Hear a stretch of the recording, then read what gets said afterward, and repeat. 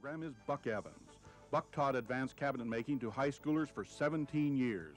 He is now a program specialist for vocational education for the state of Washington. You too can make fine pieces of furniture like my students have that are pictured in this book. But to do that, you're going to have to learn the proper techniques on utilizing precision pieces of machinery. In this show, we are going to show you how to use this piece of machinery correctly and some techniques that will help you be a better woodworker. After you purchase your shaper, before using it, please read your operator's manual carefully, paying particular attention to the safety instructions that are contained in the operator's manual. If you have any questions, contact the retail outlet where you bought your shaper.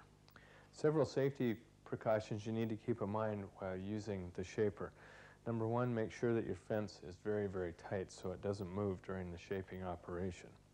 Number two, make sure your blade rotation is correct. You should feed it opposite the direction of rotation of the blade. So if you're feeding from this side of the machine, the blade will be turning in a counterclockwise rotation.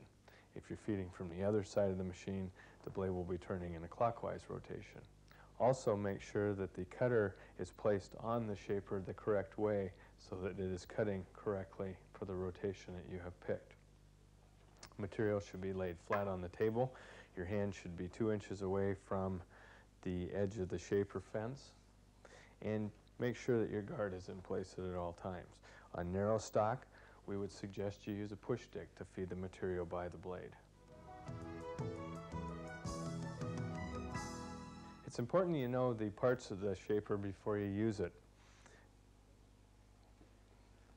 Starting from the top, we have a guard that should be in place before you operate the shaper, and it makes sure that your hands will not come in contact with the rotating blade. You can move the guard up and down by an adjustment screw in the back. The cutter is held in place on an arbor that runs up and down through the shaper and is held tight with a nut on the top that is threaded onto the arbor. A fence is provided that can be moved back and forth depending on the type of cut you want to make. And the unique thing about a shaper is that each side of the fence can be adjusted independently of the other depending on the type of cut that you want. There's a lock for the fence and an adjustment for the fence. Underneath the shaper, there is an adjustment to raise the cutter height to the desired position. When the desired cutter height is obtained, you need to lock the spindle in place so that it will not move throughout the cutting operation. So a spindle lock is provided on the right-hand side of the shaper. To change the rotation of the blade, a reversing switch is provided on the back of the shaper. Make sure that when you want to change the rotation of the blade, you flip the reversing switch when the power is off. We are going to do a simple shaping operation now, so we have a profile shaper on the arbor. We would suggest you buy a 3-wing molded cutter. What a 3-wing molded cutter means is that the cutter is all in one piece. We have a molded cutter on the shaper now, and we will be putting a profile on the edge of this piece of material.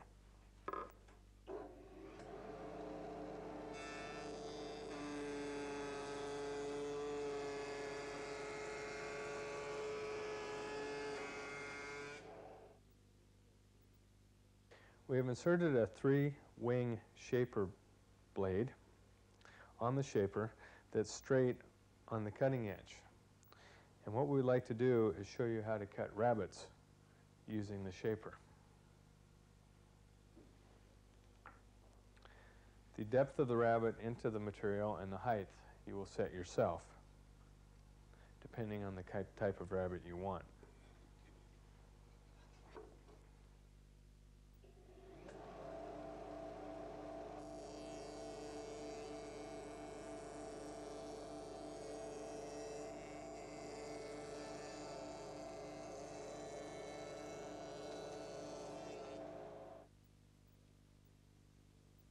You notice the shaper made a very clean, smooth cut. You'll also notice that when we cut the rabbit, we used a push stick because we were cutting it on a narrow piece of material.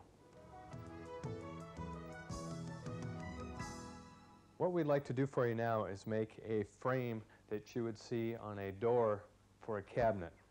And you can either put a flat panel in that frame or you can put a raised panel in that frame. The first thing we'll need to do is cut the ends of our pieces of material. We call that end work. You'll notice that we have 3 cutters set up to do that operation. These cutters will be purchased in sets, one for the edge work, one set for the edge work, and one set for the end work. You'll notice also that we have a piece of scrap material behind the piece that we want to save so that any chipping will be minimized. For this operation, we will put the guard back on the machine.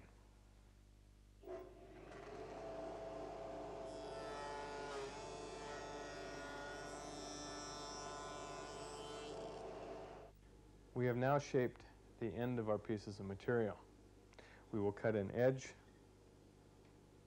on one side of the piece we cut the end work on, and then on our other 2 pieces of frame, we will just cut the edge. So we will need to put a different set of shaper blades on the shaper now, which we have done. Notice that the cutting edges of the shaper blades do not overlap the body of the shaper blade underneath it. And you'll notice that the cutting edges are offset also. We will now put our guard in place. And we're ready to do the edge work. When we do our edge work, we will be using a push stick.